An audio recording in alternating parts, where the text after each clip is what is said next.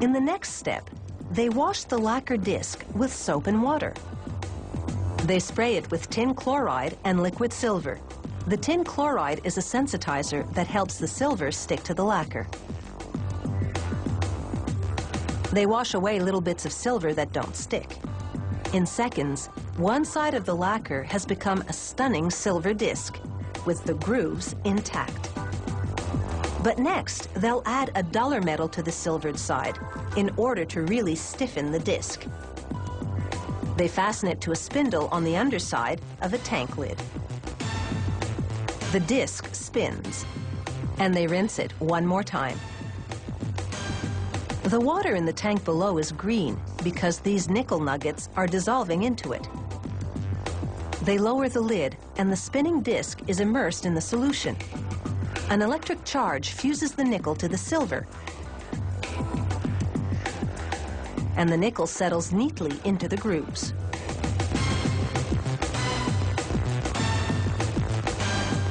Now they remove it from the tank and pry the metal layer away from the original lacquered disc. This metal layer is a stamper that will be used to press vinyl records. And the lacquer disc, which has served as its mold, is discarded. Now they look for the exact center of the stamper.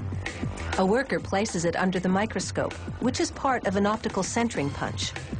As the stamper disc spins, he aligns the grooves with a guide in the viewfinder. When he finds the center, he punches a hole there.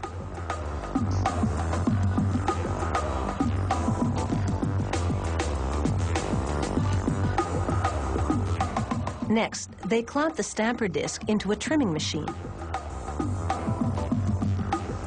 The disc turns, and a cutting wheel trims the edge, cutting the stamper disc to a diameter of 32 centimeters. Now the stampers are ready to make their mark. But first, the labels must be prepared. A punch bores into the center of a stack of them, making holes.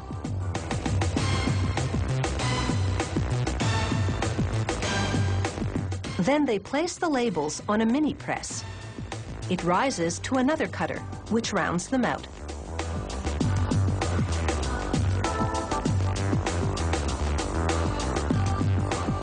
They pour black polyvinyl chloride pellets into a hopper. The pellets fall into an extruder, which turns them into hot rubbery patties called biscuits.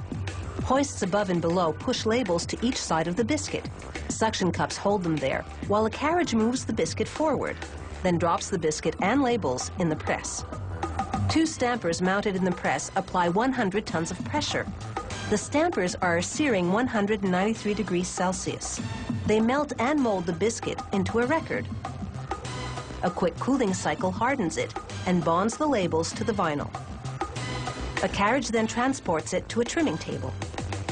The table spins the record against a knife as it cuts away the ragged edges.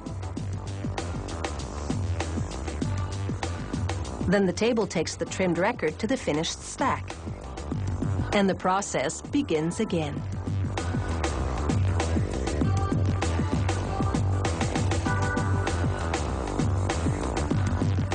This is a really well-choreographed musical production. As one record is lifted out of the press, the next one goes in.